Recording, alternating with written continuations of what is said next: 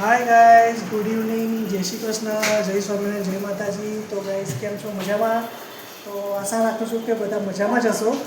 તો ગાઈઝ જો અત્યારે વાગી ગયા છે સાંજના 7:45.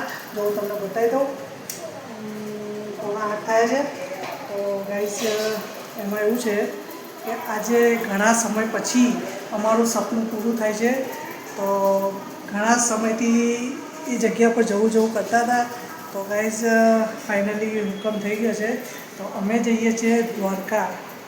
તો ગાઈઝ અમે બધા રેડી થઈ ગયા છે અને પેકિંગ કરી દીધું છે. જો તમને બતાવી, ગાઈઝ જો બેગ રેડી કરી દીધી છે અને અમારા છોકરાઓ પણ રેડી થઈ ગયા છે બંને. તો કેવું છે? મજા છે? એક્સાઇટમેન્ટ છે બંને. અમારી નવી વોચ અને તો ગાઈઝ જો છોકરાઓ રેડી થઈ ગયા છે. 5 રૂપિયાની વોચ. 5 રૂપિયાની? હા, તો તારી કહી દે. તારી 5 રૂપિયાની. તારી તો છે ને 1 રૂપિયાની વોચ. તો ગાઈઝ જો છોકરાઓ રેડી થઈ ગયા. તો સરોજ, હા, તો શું કરે છે અત્યારે?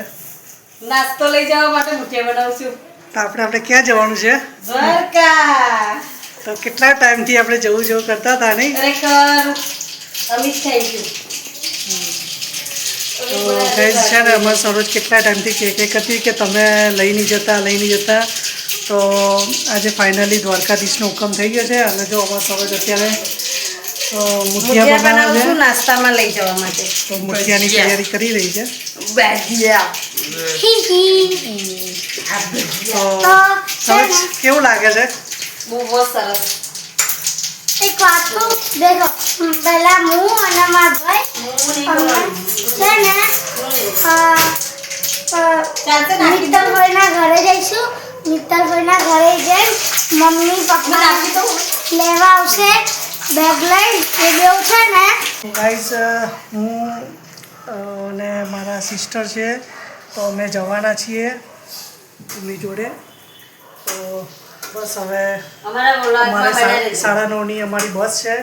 અમે જવાના છે ગાડી લઈને નહીં, પણ બસમાં જવાના છીએ. કારણ કે ગાડીમાં બધા આવે એવા નહોતા, એટલે અમે બસમાં જઈશું અને બસની સફરમાં એન્જોયમેન્ટ કરીશું, તમને બતાવીશું. અને અમારા બ્લોગમાં બન્યા રહેજો અને અમારી ચેનલ સબસ્ક્રાઈબ કરવાનું ભૂલતા નહીં, અમિત રાજપૂત બ્લોગ. તો જો બધી તૈયારી કરી રહી છે અમારે સરોજ નાસ્તાની. અમે ચાટ મસાલો લેવો નહીં. લઈ લે સરોજ. મિત્તલ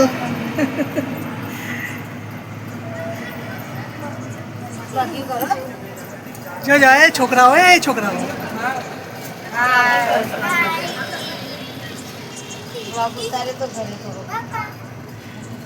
તો ગાઈઝ જો ફાઇનલી અમે બસમાં બેસી ગયા છીએ. મીટિંગ કરી છે. હમણાં નીચે આવી જાવ તમે 3 જણા. મસ્તી કરી થોડી. નીચેથી બધા પણ કરે. બોલાવે બ્લોગ. હાય गाइस देखो हमारी बदा चिल्लर पार्टी आ रही है जैनम.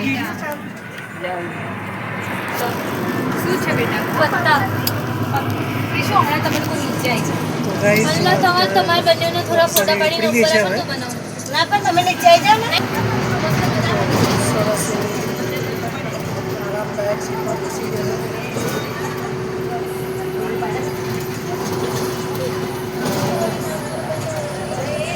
હવે આગળ મળીએ.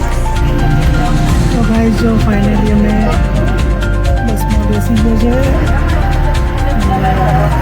જોઈ શકો છો.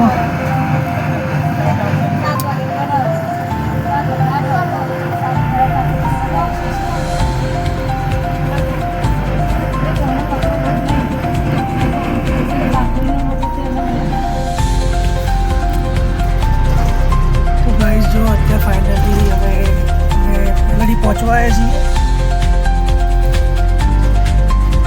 જોઈ શકો છો તમે.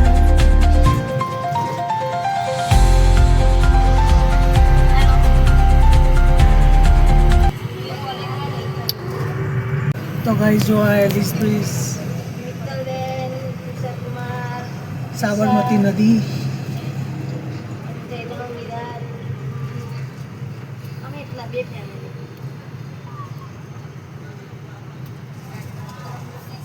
તો ગાઈસ જો સવાર પડી ગઈ છે અને ફાઇનલી હવે દ્વારકા અહીંયાથી 90 કિલોમીટર બાકી છે. સરોજને હજુ સુઈ રહ્યા છે.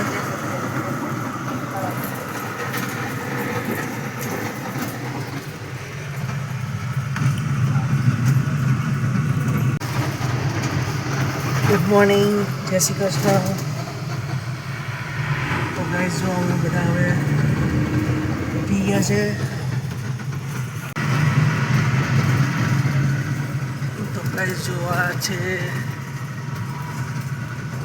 દ્વારકા જવાનો રોડ છે.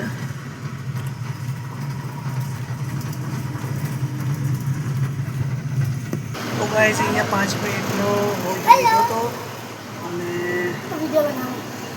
ચા નાસ્તો જેને કરવો હોય ચા નાસ્તો કરી લે.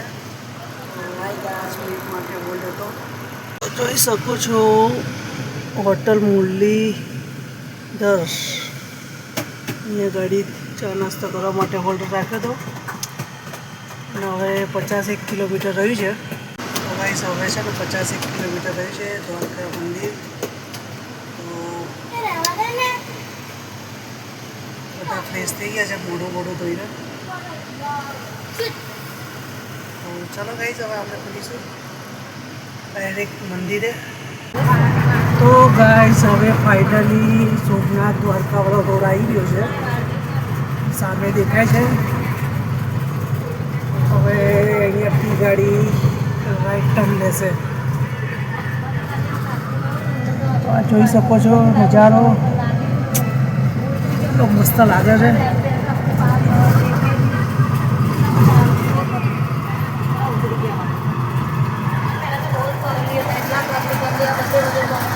બધા કપાટા મારે છે.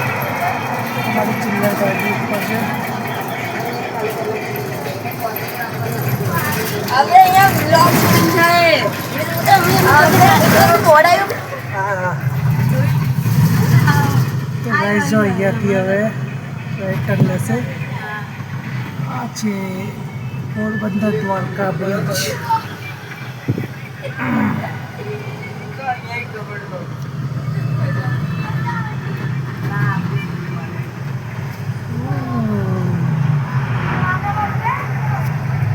તો ગાઈસ જો અમે હોટલ ઉપર આવી ગયા છે અને રૂમ પણ રાખી લીધી છે.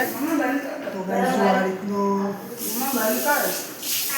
બેડ રાખ્યો છે અને આ રીતનો રૂમ છે. જો હું તમને બતાવી દઉં તો એસી છે અને વ્યૂઝ બતાવી દઉં બહારનું. તો જો ગાઈસ આ રીતની હોટલ છે.